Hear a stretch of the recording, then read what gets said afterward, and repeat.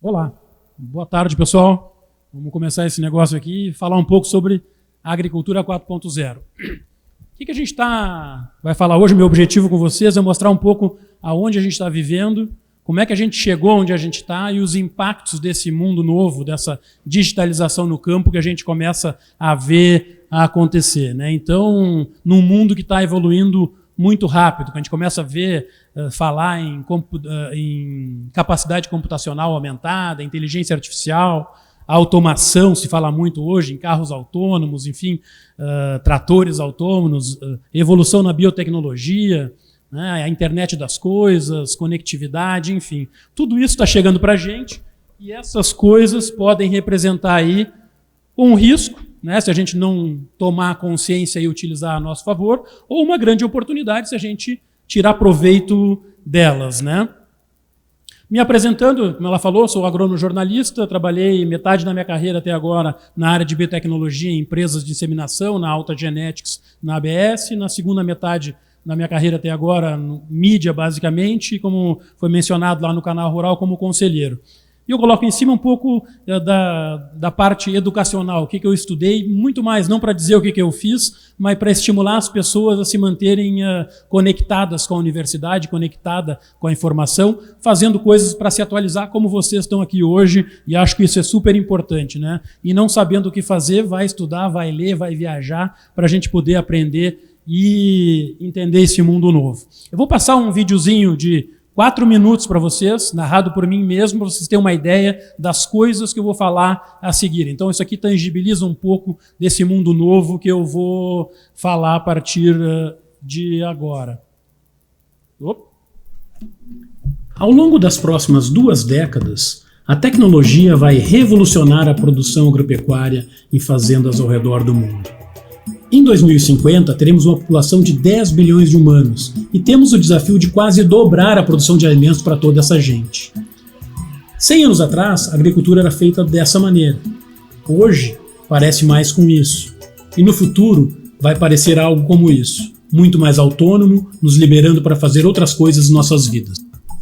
Robôs estarão atuando para controlar com precisão plantas daninhas ou doenças, com redução significativa de defensivos em comparação com as aplicações que fazemos hoje. Em fazendas orgânicas, o uso do laser pode controlar daninhas sem nenhum produto químico.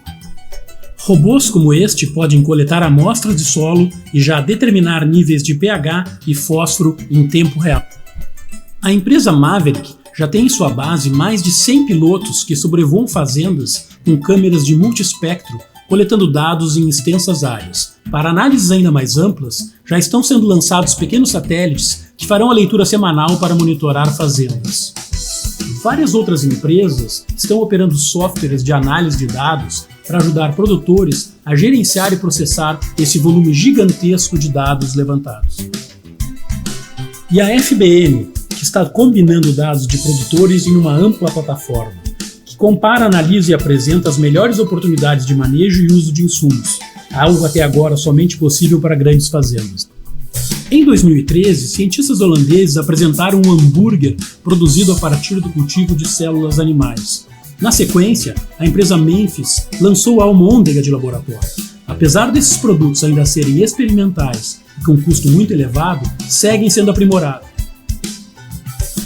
Ainda na pecuária, vacas estão sendo monitoradas por colares inteligentes, que avaliam seu comportamento e movimento, avaliando sua fertilidade. Outros sistemas monitoram a respiração dos animais e os gases expelidos, avaliando problemas com sua dieta. Câmeras com imagens de temperatura já monitoram os úberes das vacas, antecipando sinais de mastite e indicando o tratamento apropriado para o maior problema na produção de leite. Câmeras 3D já estão sendo utilizadas para medir os músculos e determinar o peso e potencial de engorda dos animais. Companhias estão inserindo microfones nos criatórios de suínos, identificando tosse e tratando indivíduos nos primeiros sinais de doença, evitando a disseminação e reduzindo drasticamente o uso de antibióticos. Em granjas na Bélgica, já estão sendo utilizadas câmeras que controlam o movimento de milhares de frangos, analisando seu comportamento e antecipando tratamentos. Com as mudanças de clima já acontecendo e a população crescendo, a possibilidade de falta de alimentos segue sendo um grande desafio. Essa é uma ameaça que, mesmo com milhões de robôs autônomos e as tecnologias que estamos vendo em nossas máquinas, talvez não consigamos resolver. O que talvez nossas máquinas não consigam poderá ser resolvido com o uso de mecanismos oriundos de bactérias, a modificação genética. Tecnologias disruptivas como o CRISPR, que com uma edição precisa de genomas, diferente daquela da tecnologia de transgênicos, que altera uma grande região do DNA, o CRISPR simula a ação de bactérias e altera pequenas partes do DNA, muito similar às mutações genéticas. Esse processo é crítico para a adaptação ao ambiente, seleção natural e, consequentemente, evolução. A tecnologia de edição de genes, CRISPR, ainda não levantou muito questionamento ambiental e social por parte de grupos radicais. Apesar disso, os esforços comerciais ainda estão apenas começando. Duas grandes empresas estão atuando na área do milho, a DuPont e a Syngenta, que já estão usando a seleção de genes para desenvolver linhagens dessa espécie resistente às secas.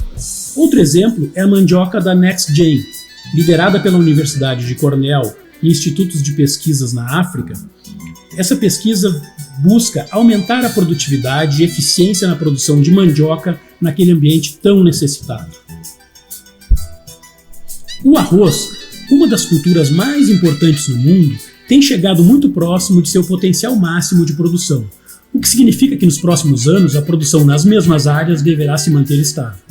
O projeto C4, uma massiva colaboração global de 18 instituições de pesquisa em 4 continentes, está tentando mudar isso. Seu objetivo é desenvolver uma nova linhagem de arroz em que o sistema de fotossíntese funcione como o do milho, o que poderia turbinar sua produção máxima em 50%.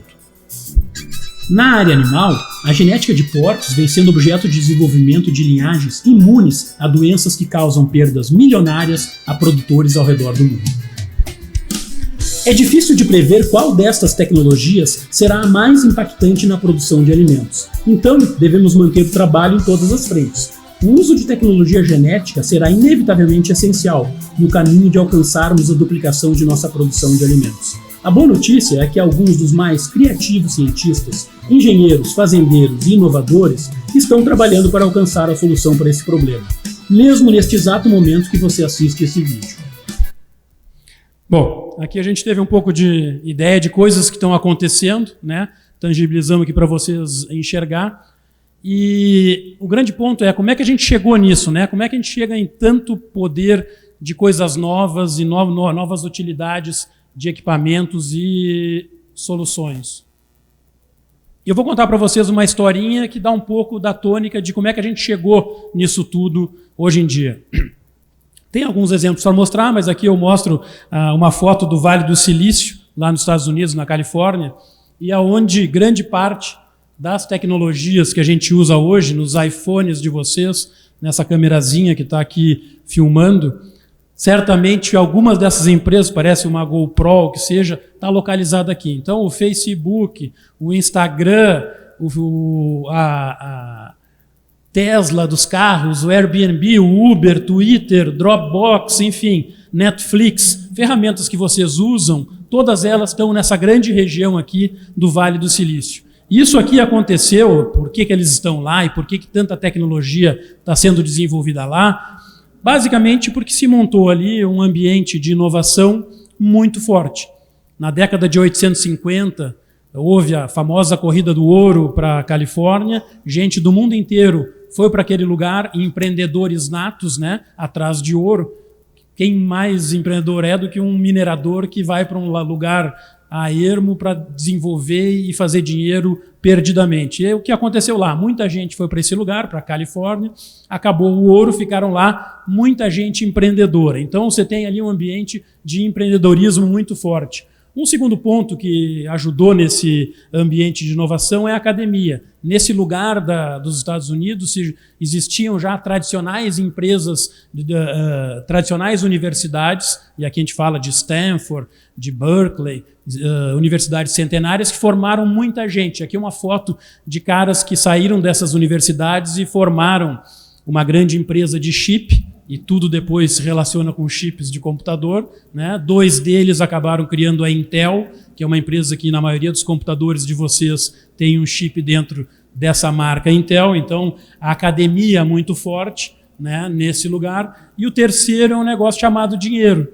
Eu boto aqui a foto do Kennedy, que em 1962 anunciou que até o fim daquela década de 60 os americanos levariam o homem à Lua e o trariam de volta. E realmente aconteceu, só que está fazendo, aliás, 50 anos, né? Essa semana passada fez 50 anos da chegada do homem na Lua. Para colocar esse homem na Lua, ele gastou aproximadamente 500 bilhões de dólares. Então, o dinheiro fluiu para desenvolvimento de novas técnicas, tecnologias, para poder levar o homem à Lua. Então, esses três elementos, né?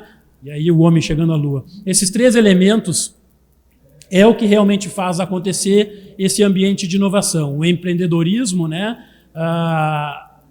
Que tem aí o companheirismo, o senso de comunidade, de trabalhar junto, a concentração de centros de pesquisa e conhecimento, e o capital, que é o dinheiro. Tudo isso junto fez com que esse lugar florescesse esse ambiente de desenvolvimento. E chegou ao ponto que hoje nós, grande parte de nós, aí no bolso de vocês tem um celular, que as tecnologias estão ali embarcadas, vêm desse empreendedorismo, desse conhecimento e desse dinheiro todo aplicado. Então, ao longo das últimas 4 décadas, 5 décadas, o que aconteceu foi que... Você coloca para mim, hein? Que houve uma evolução muito grande. Aqui eu boto um exemplo, lá no final da década de 50, década de 60, início da 60, nós tínhamos, isso aqui era o que existia em termos de computador. Era basicamente ainda experimental, né? Eram 2 transistores nesse ambiente, com 1 centímetro e pouco para cada transistor, não tinha nem custo, era um custo gigante, era experimental, era o que iniciou o processo de computação. Os anos foram passando, já em 71, ou seja, 20 e poucos anos depois, 15 anos depois, a gente tinha lá o mesmo computador, né? Isso aqui era o chip do computador, com 2.300 transistores, num tamanho similar, e cada um deles ocupando 0,001 centímetro, ou seja, começou a diminuição e começou o aumento de poder computacional ao longo do tempo, com um custo ao redor de $1 esse negócio. Passamos aqui, basicamente, 30, 40 anos, e hoje a gente tem chips Intel, né, que tem 7 bilhões desses transistores, né, com um tamanho desse transistor quase que inimaginável, um negócio nano, né, com um custo ridículo. Então, isso que aconteceu ao longo das últimas 4 décadas ou 40 anos. E isso é a base de tudo que a gente começa a ver acontecendo hoje, que vai nos proporcionar um aumento de poder computacional e aumento de oportunidades de uso e de soluções. Para ilustrar um pouco mais essa evolução, quando olha em termos de memória, né, de computador, e a gente hoje está acostumado a mexer com esse negócio, na década de 60, esse equipamento que entrava num avião tinha 5 megabytes, que é um negócio inimaginável. Uma foto hoje, cada foto que o senhor está tirando aqui no seu equipamento, ele tem ali de 3 a 5 megabytes. Para guardar 5 megabytes na década de 60, precisava dessa caixa gigante que tinha que andar de avião, esse negócio. Os anos passaram, hoje a gente tem um pequeno device aqui que tem 1 terabyte, ou seja, nesse período houve um aumento de 1 trilhão de vezes no poder de memória dos computadores. Não falando também do tamanho, né? Mas em termos de tamanho, é exatamente isso que aconteceu. E preço, né? $120 mil esse negócio lá atrás, hoje você compra um negocinho de 1 terabyte por $100, provavelmente. Então, houve uma mudança radical nesse processo de evolução. Como é que isso aconteceu? Foi aumentando esse poder computacional. Chegou-se um daqueles caras que estava naquela foto, um daqueles 8, era Gordon Moore, que foi um dos donos, um dos fundadores da Intel. Em algum momento ali naqueles primeiros anos, ele começou a ver esse aumento de poder computacional e ele escreveu que, estava relatando que a cada 2 anos havia uma duplicação no poder de computação desses equipamentos. Então, aquele chip, 2 anos depois, ele tinha metade do tamanho, mais 2 anos, metade do tamanho, e duplicando sempre o poder computacional. Isso foi acontecendo desde então. Na verdade, aí se estabeleceu uma lei de Moore, né, que a cada 2 anos haveria um aumento do poder computacional de 2 vezes. Passaram-se anos depois e essa lei foi revista e, na verdade, não era a cada 2 anos, era a cada 18 meses. A cada 1 ano e meio havia duplicação do poder computacional de computadores, de memória, enfim. Isso é um relato daquilo que vinha acontecendo. Esses saltos de duplicação, nos últimos anos, ou seja, nos últimos 5, 10 anos, começaram a ser saltos muito mais pesados e importantes. E hoje a gente vive um momento que a cada 18 meses há uma duplicação. Só que as duplicações agora não é mais de 2 para 4. Agora é de 2 milhões para 4 milhões, ou de 2 bilhões para 4 bilhões.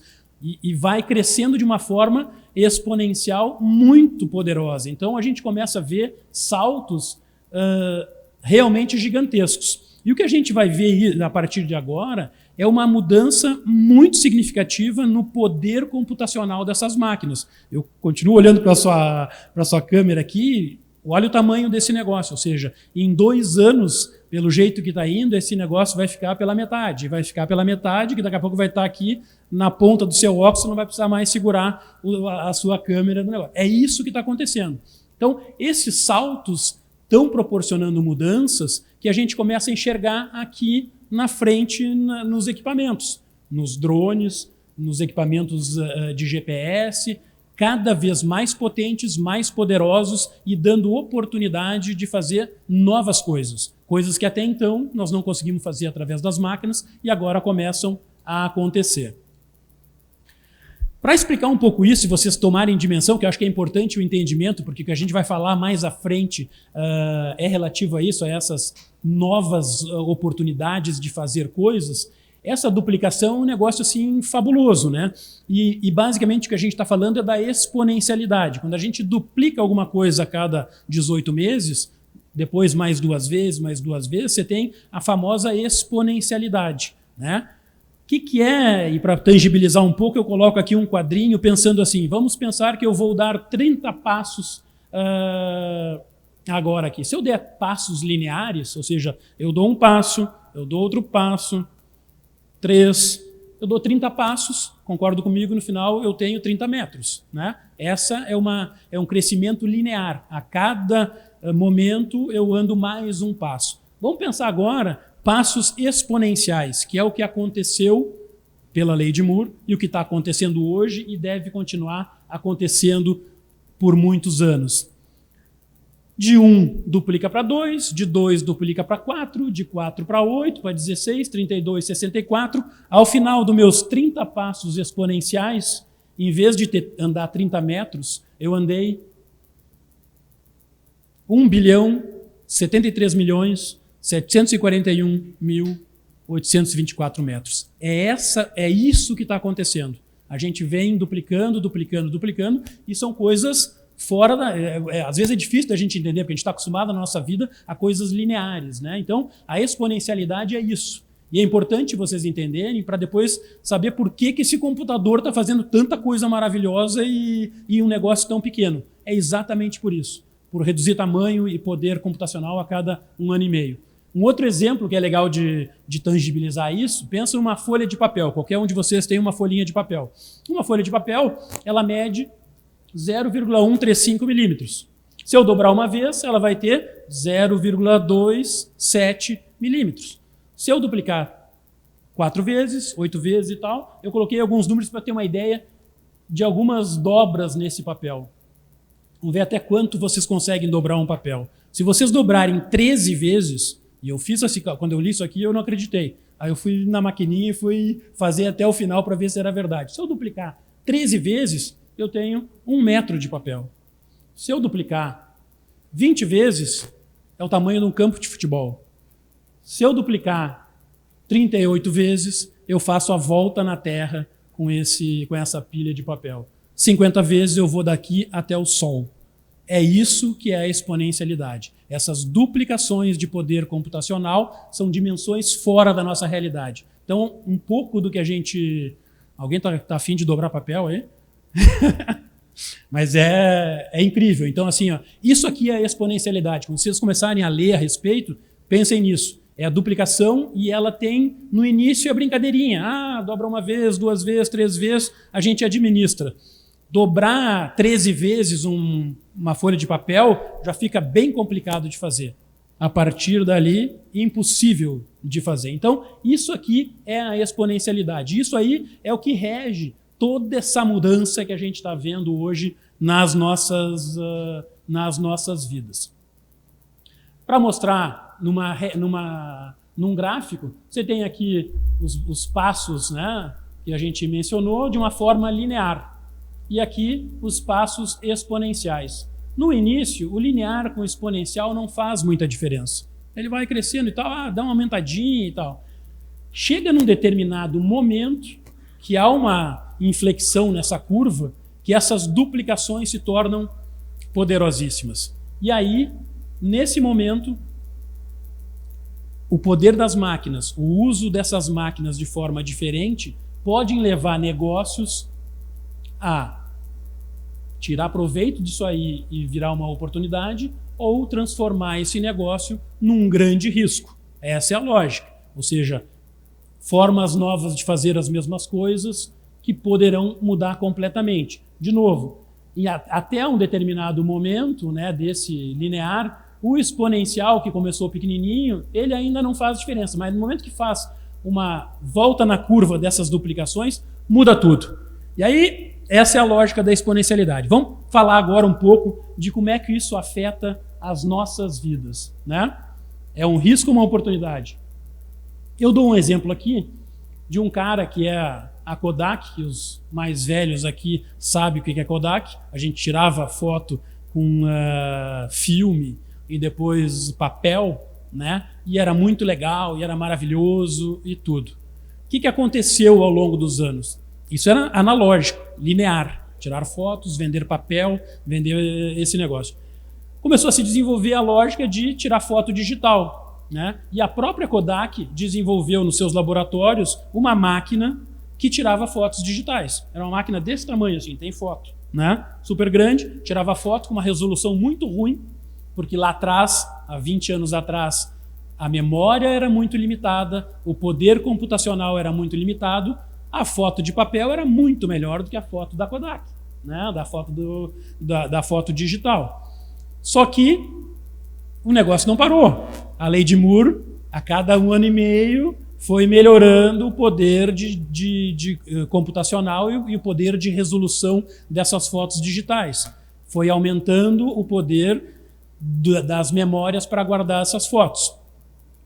E assim como a gente viu aquele gráfico, aqui está a Kodak vivendo numa boa com as suas fotos impressas. O digital estava aqui, a foto era ruim, era difícil de carregar a memória, porque era um disquete gigante para levar uma foto. A gente preferia muito mais um filmezinho, né? Uma foto no papel, e assim a gente vivia. Só que a maldita lei de Moore começou a diminuir o tamanho dos equipamentos, começou a aumentar o poder de memória. Em algum momento aqui, essa foto digital ficou tão boa quanto a foto no papel, ficou muito mais prática para nós de botar no bolso, numa memória pequenininha, e o que aconteceu? A Kodak desapareceu. Alguém ganhou esse jogo. E esse jogo hoje, ele foi ganho por esse cara, que é o Instagram, né? Que todos vocês usam, e hoje a gente tem aqui, não é que o mundo das fotos acabou com a Kodak, o mundo da foto mudou. Hoje se tira muito mais fotos do que na época. Eu me lembro que custava caro o filme, custava cara a revelação. Hoje não custa nada, né? Levanta o celular e tira a sua foto. Então, a exponencialidade, ela pode representar um risco ou uma oportunidade. Tremenda risco para a Kodak. Acabou com uma empresa que valia lá em 96, 28 bilhões de dólares, tinha 140 mil funcionários, tinha uma vida garantida para o futuro. Em 2012 ela quebrou, valendo menos de 100 milhões, com 17 mil funcionários. Acabou. O negócio mais maluco é que quem inventou a foto digital foi a Kodak. Mas em algum momento o cara apresentou lá para para a diretoria da Kodak e os caras disseram, não, é muito complicado. Olha só a qualidade, que porcaria que é. Olha só para guardar essa foto, é muito difícil. E guardaram o negócio. Outros caras enxergaram diferente e foram desenvolvendo essa máquina. Então, assim, ela mesma perdeu o seu negócio. Ela perdeu o trem da história para a exponencialidade, para o poder das máquinas e para o poder computacional. Tremenda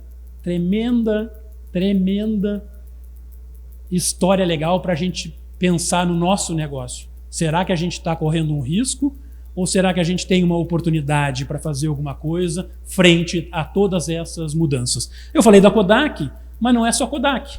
Imagino que todos vocês saibam o que é iTunes e Spotify, que hoje substituiu as lojas de CD. Não tem mais loja de CD. Duvido que tenha aqui em Sertãozinho, Ribeirão Preto, né? É difícil de achar. Hoje as músicas estão todas lá num sistema na nuvem, que só é possível porque o poder computacional levou a essa situação, porque a gente hoje tem memória e forma de fazer. Da mesma maneira, vocês lembram de fazer discagem direta internacional, discagem direta para outros estados? Não existe mais. Tem o WhatsApp, tem o Skype, que só foi possível, novamente, pelo poder das máquinas. As bibliotecas acabaram e o Google substituiu. As livrarias e os mercados estão sendo substituídos pela Amazon. Os táxis estão vivendo uma mudança completa no paradigma com o Uber, né? Airbnb substituindo hotéis por estadias contratadas via plataformas digitais. Tudo isso aqui só é possível porque houve ao longo do tempo um aumento do poder computacional que pôde calcular, que pôde armazenar e que pôde possibilitar, se vocês usam essas coisas, que o Airbnb saiba do meu perfil, que mostre casas para alugar no mundo inteiro e que eu possa, via digital, fazer essas contratações. Há 5 anos atrás era impossível de fazer isso. Há 10 anos atrás, inimaginável. Então, assim, é isso aqui que está acontecendo. Disruptou o mundo das lojas de CD, das discagens internacionais, das bibliotecas, das livrarias, dos táxis, dos hotéis. De que mais aqui será que tem para a gente que vai acontecer? Nós estamos ligados, o negócio de vocês está garantido? Vocês estão tranquilos em relação ao futuro? Será que esse poder das máquinas, esse poder computacional não vai viabilizar novas formas de fazer essas coisas? Esse é o grande questionamento. E é isso que a gente está falando nesse momento. Uma grande mudança. E eu boto aqui uma foto desse cara, o Klaus Schwab, que é presidente do Fórum Econômico Mundial, um evento que acontece em janeiro, lá em Davos, na Suíça, onde vão presidentes e presidentes das grandes empresas, que ele disse, colocou essa frase há 2 anos atrás, que as mudanças são tão profundas que, na perspectiva da história da humanidade, nunca houve um momento tão potencialmente promissor ou perigoso. Ele é promissor porque a gente começa a viver coisas maravilhosas, mas ele é extremamente perigoso para aqueles que não estejam conectados e entendendo essas mudanças e se protegendo ou usando elas a seu favor. Então, assim, agora, 2018, 2019, 2020, está tudo mudando e a gente tem que estar ligado para entender e poder participar e não ser afetado negativamente por isso. Voltando agora, então, eu acho que deu um panorama geral para vocês entenderem o mundo que a gente está vivendo e por que a gente está enfrentando essas situações, né, a partir dessa exponencialidade. O que o nosso agro tem a ver com isso? Como é que a gente pode ser impactado a partir dessas mudanças?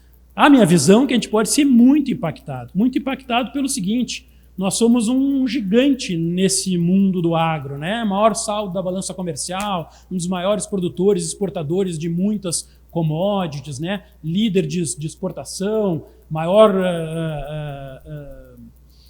segundo maior produtor de soja do mundo. Tivemos ao longo das últimas décadas um aumento contínuo de produtividade, usamos pouco subsídio, enfim, o agro brasileiro é um gigante e ele tem uma relevância muito importante para a economia brasileira, que afeta a nossa vida do agro, mas a vida de todos os brasileiros, né? 24% do PIB, 46% das exportações, 37% dos empregos diretos hoje no Brasil são do agro. Tivemos coisas maravilhosas. Em 2017 eu botei ali o nosso recorde, safra recorde de 241 milhões. Esse ano passado não chegou a tanto, mas a gente está ali numa posição super importante, num crédito geral, crédito agrícola super relevante. Então, assim, ó, a gente é uma potência nesse mundo e o grande risco nosso, talvez, se não entendermos o que está acontecendo e não usarmos essas mudanças a nosso favor como uma oportunidade, talvez seja um grande risco. E esse é o grande ponto que a gente tem que entender. A gente quer virar a Kodak ou a gente quer ser o Instagram para substituir esse negócio numa visão global? O Brasil tem vantagens competitivas e comparativas muito relevantes. Por isso que a gente é o super player na soja, na cana, no gado, nas proteínas de maneira geral. Mas e se as disrupções, se as tecnologias forem usadas por nossos concorrentes e que venham a bater nas nossas vantagens? Olha o tremendo risco que a gente pode estar correndo hoje. Então, nesse sentido que é importante a gente entender aonde a gente está. A agricultura, assim como tudo, né, vocês hoje, usando a câmerazinha pequenininha, usando o seu telefone, que tem uma série de devices aqui dentro, que vocês não têm mais câmera fotográfica, vocês não têm mais calculadora, vocês não têm mais régua, isso aqui faz régua. O nível, né, hoje em dia em construção, o cara bota o celular em cima do tijolo para ver se ele está no nível. Ou seja, quanta coisa está sendo substituída por esse negócio aqui. E a agricultura também vive esse momento de grande mudança rápida, né? E o grande problema para aqueles que estão na agricultura, é que hoje produtores têm que lidar com informações cada vez mais complexas. O mundo está ficando mais complexo. No meu tempo, e a gente estava falando aqui, eu sou produtor rural lá no Rio Grande do Sul, e tem um aviador aqui que já voou por cima lá. Quando meu pai ia plantar arroz, ele ia lá na loja de insumos e comprava o adubo. Vou comprar o adubo para plantar o arroz. Já tinha uma fórmula certa, era 2-20-20. Não sei qual é que era a fórmula, 2-20-20 talvez, né? Era a fórmula, não tinha, era o adubo, né? A semente, tinha uma variedade de semente, né? O defensivo tinha lá o Daihara, como é que você aplicava lá o Satanil. Era o Satanil, né? Que era Daihara, não tinha outro, era aquele ali, né? Hoje, fala com um produtor de soja, de arroz, do que seja, o adubo. O adubo tem adubo a botar na linha, não, é para jogar assim, ele é na terra, não, ele é foliar, não, ele é para cobertura. Complexo. A semente, o senhor quer semente de curto, médio ou longo prazo, ou longo ciclo? É uma variedade A, B ou C, da empresa C, D ou E. Complexo, né? Você vai pensar em defensivo, quantas marcas? Bayer, Syngenta, do tipo A, tipo B, tipo C. A vida ficou muito mais complexa. Então, essa é uma realidade, né? As operações e decisões são em diversas frentes. Era lá, escolher o insumo, plantar, colher. Hoje você tem que trabalhar com a legislação ambiental. Aí você tem que trabalhar com legislação trabalhista, aí você tem que falar do financiamento que é complexo, de travar na bolsa, de fazer uma série de decisões que são muito mais complexas. Isso tudo dificulta a vida. Por sorte, né, novas tecnologias estão aí criando oportunidades de gerir melhor esse negócio. E aí que entra, né, soluções mais eficientes e mais simples para mudar essa agricultura. E isso, dá um toque aqui.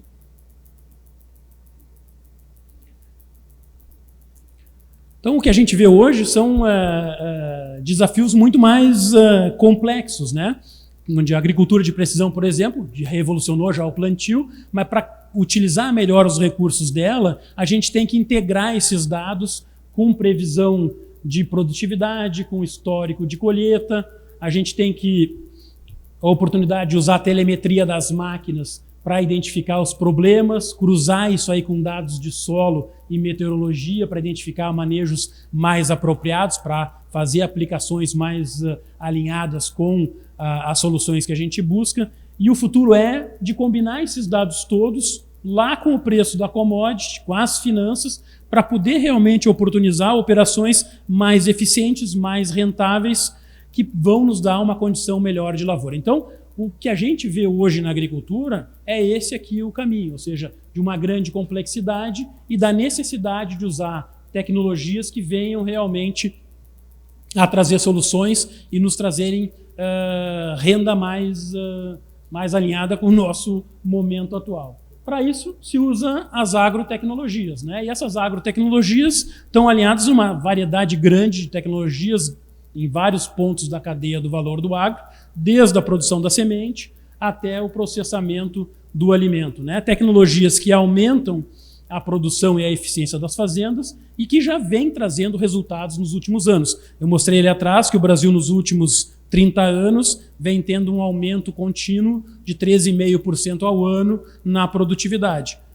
A gente já vem usando isso, já vem acontecendo, né? E a partir de agora, essas variações passam a ser cada vez mais rápidas, né? E muitas dessas tecnologias disponíveis hoje no nível de fazenda são de software ou de hardware que estão mudando a forma como essas operações são tocadas, né? A gente hoje já começa a ver soluções sendo utilizadas com muito mais eficiência. E essas são as agrotecnologias. E elas podem ser aproveitadas por grandes ou pequenos, né? Desde o entendimento de insumos, né, onde produtores passam agora a ter acesso aos dados de utilização e custo que nunca tiveram. Se consegue controlar muito mais e muito melhor esses dados, oportunizando melhorias de eficiência e usando sensores e automação para que haja realmente redução de custo e aumento de produtividade. Aquelas duplicações de poder de máquina e duplicação de redução de tamanho de equipamentos está nos levando a uma situação onde a gente começa a ver sensor em tudo que é lugar. Sensores nas máquinas, sensores nas aplicações, sensores em todos os lados que vão nos oportunizar esse controle de dados. E as operações agora, né, com softwares, pode ajudar realmente a administrar essa complexidade. É isso que a tecnologia está nos trazendo. Essa adoção de tecnologia que já vem acontecendo, ela tem uma tendência de ser mais rápida nos próximos anos, por uma série de razões. E aqui eu coloco 4 megatrends, né? Mega tendências daquilo que a gente já está vivendo hoje e que vai viver nos próximos anos. A número 1 é o crescimento populacional, ou seja, a gente vê realmente a população está crescendo, especialmente na Ásia, e aí se espera que em 2050 tenhamos 10 bilhões de habitantes, com uma demanda super importante de aumento de produção para atender esse povo todo. Então, isso aqui vai nos forçar a produzir mais e melhor, porque a gente tem que alimentar esse povo. Isso está acontecendo e é inexorável, vai acontecer. Um segundo problema que a gente está vivendo hoje é todo esse negócio ambiental. Cada vez mais a gente começa a ver limitação de áreas para utilização. No Brasil, vocês sabem do Código Florestal, que de uma hora para outra, num canetaço, deixou de oportunizar 20% das terras dos proprietários, ou 35% ou 80% na Amazônia, ou seja, a gente tem limitação de produção. O mundo urbano está crescendo e cada vez mais nós somos afetados e áreas têm que deixar de ser produtivas para atender às demandas do urbano. Vocês da aviação agrícola são super tocados nisso, né? Na minha terra, lá em Arambaré, onde tínhamos lavoura ali, não pode mais fazer o nosso plantio. Mudanças na dieta também importantes, cada vez mais uma demanda por proteína animal, que nos leva a ter soluções diferentes para alimentar esse povo. A outra tendência grande é aquilo que eu já falei até há pouco, quer dizer, os custos de sensores reduzindo de forma drástica a partir de agora. Então, tudo isso nos leva a esse aumento do uso de agrotecnologias. Eu vou dar uma acelerada aqui porque estamos com limitação de tempo. Essas reduções, esses novos sensores mais atuantes, são sensores baseados em solo que hoje pode monitorar o solo, a irrigação e a saúde das plantas. A gente vê hoje em imagens aéreas a mesma coisa. Hoje a gente tem muito mais sensores que podem nos trazer informações do ar, né, de cima, sejam drones, aviões ou satélites, ou mesmo sensores de máquina que nos trazem informações e que nos dão garantia que a gente vai poder usar todos esses sistemas. Eu não vou detalhar cada um deles aqui, que eu já falei, e vou partir já para um final. Todas essas informações nos trazem e se juntam, e o grande negócio é gigantesca oferta de dados oportunizam que a gente possa usar a inteligência artificial para simular resultados. Então, hoje, a partir desses sensores, a partir das informações, software de análise pode modelar o crescimento das plantas, pode prever a simulação de ambientes mais propícios ou não para determinadas ações e tratamentos. A mesma coisa na área de meteorologia. Sensores hoje são fundamentais e essas informações, seja da forma que venha, através de software, conseguem nos projetar cenários de decisão. E nas próprias operações de lavoura, ou seja, cada vez mais a inteligência artificial ajuda a otimizar as operações e otimizar as atuações nas lavouras, nos dando chance de tomar decisões mais assertivas. Esse é o caminho que a gente está vendo um negócio acontecer. Aperta aí, cara. Né? E a automação da agricultura já começou, ou seja, se eu pensar hoje, a gente está falando aqui de drones, né, que já começam a aplicar produtos, estão aqui eles atuando, e a minha visão aqui dessa junção é muito legal, porque eu acho que é uma coisa complementar, eu não acho que drones venham a substituir a aviação, eu acho que são complementares, e vocês que estão envolvidos na aviação agrícola, tem um estímulo grande de usar essas tecnologias e começar a fazer uma solução de plataforma conjunta de aviação mais drones. Mas a gente vê esse movimento acontecendo, a gente vê um movimento de automação de tratores, ou seja, semana passada eu estava no Mato Grosso, fui lá acompanhar a colheita da lavoura do algodão, entrei na colhedeira, o cara ligou e o bicho saiu, e nós ali curtindo, batendo papo, ouvindo rádio. E quando a gente chegou lá no fim, saiu o rolão lá na frente, o negócio fez a curva, voltou e saiu tocando de novo. Ou seja, esse negócio está acontecendo. E só acontece porque o poder da máquina oportunizou de fazer cálculos, de conectar, de não vira para a direita e rapidamente. Então, assim, o poder da máquina é o que está fazendo isso acontecer. E tecnologias que usam hoje já a inteligência artificial que fazem tomada de decisão. Aqui é um exemplo de uma empresa chamada Blue River, foi comprada pela John Deere, que através de imagem na máquina, ela analisa planta a planta. Com fotografia, ela olha a planta, ela olha num banco de... Pelo poder da máquina, ela olha num banco de dados, vê como é que está essa planta, se ela está feliz ou não, se ela está doente ou não, aplica ou não um determinado defensivo. E é para cá que nós estamos chegando. Se nós lá no passado, na nossa fazenda lá em Arambaré, a gente tinha uma média de lavoura de, sei lá, 100 sacos de arroz na fazenda, era o que a gente tinha. Depois começamos a olhar como é que é a produtividade por talhão. Aí depois começamos a olhar por um quadro. O futuro é a gente entender quantos grãos de soja aquela única planta está produzindo. Quantas folhas ela tem, se ela precisa desse ou daquele tratamento, é para aí que nós estamos indo. Nós estamos indo para entender planta a planta. Esse é o futuro da agricultura, entender e atuar de forma individual. Então, assim, como desafio para nós que estamos nesse mundo, a gente vai ver muito mais eficiência nos processos pelo uso dessas ferramentas de gestão. A gente vai ver, e aqui vocês provavelmente têm clientes, relações de negócio muito mais duradouras e comprometidas. Se você tem uma empresa de prestação de serviço de aviação agrícola, todos esses dados do seu cliente processados e as informações do seu avião voltam para ele e vocês têm uma conexão direta, essa é uma relação importante, que não é uma relação que pode ser quebrada de um dia para o outro. Então, preparem-se para ter relações muito mais duradouras e muito mais integradas. Isso vai acontecer, né? Base de dados que hoje oportunizam que a inteligência artificial prediza coisas e ajude na tomada de decisão, que passam a avaliar a performance no nível de planta, como eu falei, ou no nível animal, ou seja, o que tem que fazer para aquela planta? O que tem que fazer para aquela vaca? Essa é a lógica que nós vamos ver a partir de agora. De novo, tudo por causa do poder computacional. De alguma forma, a gente vê valorização de terras. Se aumenta a eficiência, se você vai ter rendas melhores no futuro, quando traz esse valor presente, aumenta o valor do ativo. Então, há uma tendência, a partir desses usos todos de tecnologia, de um aumento do valor de terras. Outra tendência, vai acontecer muito rápido, a digitalização dos processos. Assim como a gente se digitalizou muito rápido, não sei quantos de vocês não usam Uber, mas o Uber, vamos lembrar, ele existe há menos de 3 anos. Há 3 anos não existia o Uber. E todo mundo hoje usa o Uber, né? Todo mundo passou a usar o Google.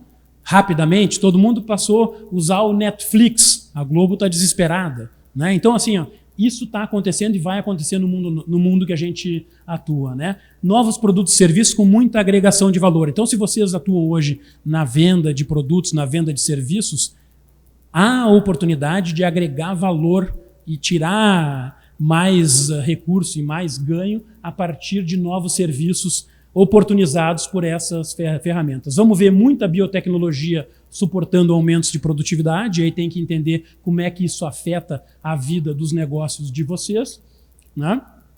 Há uma tendência muito grande de desintermediação, ou seja, aquele cara, o broker, o representante, o cara que está no meio entre o fornecedor de insumo e o cliente, ou o fornecedor de serviço e o cliente, começa a perder valor, porque a relação começa a ficar cada vez mais direta em quem produz o dado, quem processa o dado, né? E, de novo, tem que ser avaliado no negócio de vocês para ver como pode ser impactado. Vão surgir novas formas de financiamento da produção, isso aí é tranquilo, ou seja, a gente vê cada vez mais esses novos bancos digitais atuando no mundo urbano, isso vai chegar lá nos negócios da agricultura e é uma tendência importante.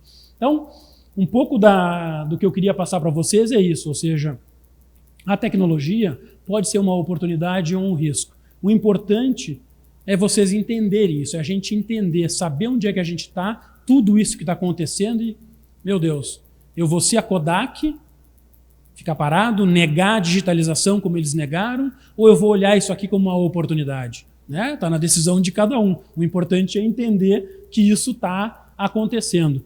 Minha segunda mensagem é: está aberta a mudança, e vocês certamente o estão aqui numa feira, olhando, conversando, dialogando, entendendo o que está acontecendo, e tem que estar aberto à mudança. Não adianta ficar amarrado a paradigmas do passado, porque a mudança acontece e quem não monta nesse cavalo vai ficar para trás. E a busca sempre de melhores soluções, ou seja, e sempre tem melhores soluções, sempre tem coisa nova, sempre tem coisas para a gente melhorar os nossos processos. E a minha mensagem final é de assumir uma posição de protagonista dessa mudança. Pô, estou aqui, estou vendo que está mudando, eu entendi que vai mudar. O que eu vou fazer? Vou mudar e vou ser protagonista dessa mudança e vou participar como oportunidade para mim poder sobreviver e levar adiante o meu negócio e fazer coisas mais legais, mais bacanas para um futuro melhor. O que eu tinha para falar um pouco é disso. Eu queria só mencionar que a gente tem um site e um Instagram que fala desse mundo novo, né? Então, se vocês quiserem ver mais, ler mais, entender o que está acontecendo, sugiro que visitem o site ou assinem lá o Instagram, que tem muita informação legal para a gente poder olhar. É uma plataforma que tem o objetivo de acelerar o desenvolvimento e a implantação da agricultura digital no Brasil. Ela reúne basicamente startups com investidores, com entidades e produtores das diversas cadeias produtivas. Então, estimulo vocês a estarem ligados nesse negócio. Como eu falei lá no início, é importante da gente estar continuamente se educando, se entendendo o que está acontecendo, lendo, viajando, né? Tem um amigo meu que diz: não sabe o que fazer, cara? Pega o carro e viaja. Pega um avião e viaja. Ah, não tenho dinheiro para viajar de avião. Pega o carro e vai na cidade vizinha. Vai conversar, vai olhar, vai ser curioso e tentar buscar novas formas. Então, minha sugestão para vocês é de buscar novas formas. Essa é uma sugestão de onde vocês podem encontrar coisas novas sobre esse mundo novo. E eu fico aqui, de alguma forma, à disposição de vocês. Tem meu WhatsApp está ali, meu e-mail está ali. Eu tenho um LinkedIn lá onde tem toda a minha informação de carreira e também tem um Instagram que está à disposição com informações sobre esse negócio. Então, basicamente, o que eu queria falar para vocês é isso, mostrar um pouco daquilo, do mundo que nós estamos vivendo hoje, como é que a gente chegou. Eu acho que espero que vocês tenham entendido um pouco dessa coisa da exponencialidade. E, pessoal, daqui a 1 ano e meio, essa maquininha ali, ela pode ser metade do tamanho. E em 3 anos, ela vai ser metade da metade. Então, assim, ó, isso vale para o trator, isso vale para o sensor que está em tal lugar. O custo de sensores hoje está diminuindo de uma maneira tão radical que a gente vai viver uma profusão de sensores gerando dados que vão ser processados e vão nos ajudar a predizer coisas de como fazer muito mais rapidamente e com muito mais assertividade do que a nossa mente oportuniza. Então, era isso que eu tinha para falar. Espero que vocês tenham assimilado alguma coisa e que a gente possa continuar evoluindo e que venhamos a tirar proveito como oportunidade de toda essa mudança no mundo. Muito obrigado.